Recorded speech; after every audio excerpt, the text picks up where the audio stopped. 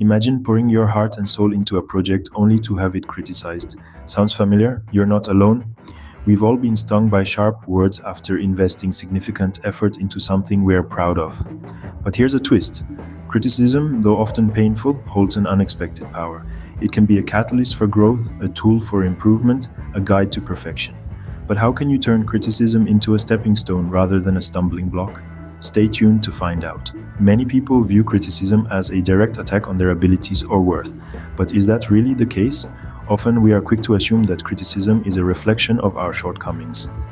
Yet, this is a common misconception. In reality, criticism is more about the critic than the criticized. It is often based on the critic's own biases, experiences, and even misunderstandings. It's not necessarily a reflection of your worth or abilities. For instance, consider a scenario where you receive criticism for a project you've poured your heart and soul into. The critic may not fully comprehend the intricacies of your work, or they might have different preferences. It's crucial to remember that their perspective doesn't define your value or the quality of your work. So if criticism isn't a personal attack, what is it then? Let's delve deeper. Criticism, when viewed from the right perspective, can serve as a valuable feedback tool. It's a statement that might seem counterintuitive at first, but let's delve into it together. The first step towards the correct approach to criticism is understanding its source. Is it coming from a place of genuine concern, or is it just an ill-intentioned jab? For instance, a colleague who has been actively involved in a project with you may provide criticism that is aimed at improving the final outcome. This is constructive criticism, and it's the kind we should embrace. Next, evaluate the validity of the criticism. Does it point out a genuine flaw or area of improvement, or is it based on personal preferences and biases? For instance, if a team member points out that your presentation lacks crucial data to support your arguments, that's valid criticism. However, if they simply don't like the color scheme you've chosen, that might just be a matter of personal taste. Now here comes the crucial part, using criticism as a tool for improvement. Once you've determined that the criticism is constructive and valid, take a step back and look at your work through this new lens. Consider the points raised and how they could potentially enhance your project. This doesn't mean you should implement every single suggestion, but rather consider whether the criticism has merit, and if it does, how it can be used to refine your work. Let's say, for example, you've been working on a marketing strategy and a colleague points out that it doesn't cater to a key demographic. Instead of getting defensive, you could use this criticism as a springboard to expand your strategy and reach a broader audience.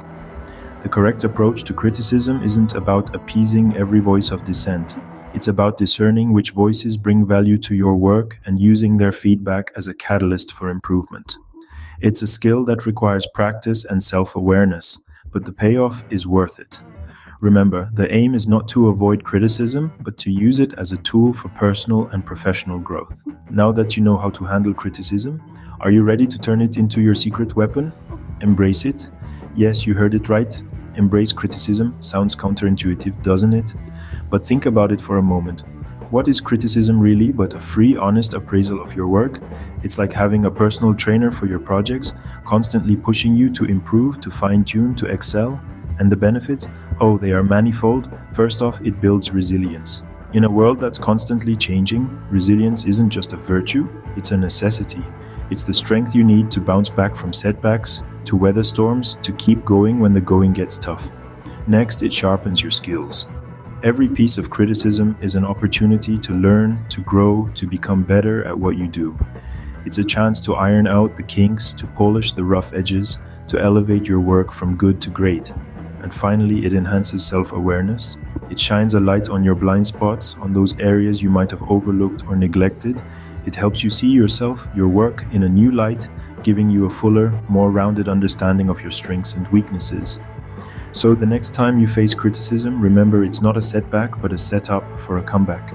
If you found this video insightful, feel free to subscribe, comment, or check out our other content. You never know, the next piece of advice might just be the game changer you're looking for.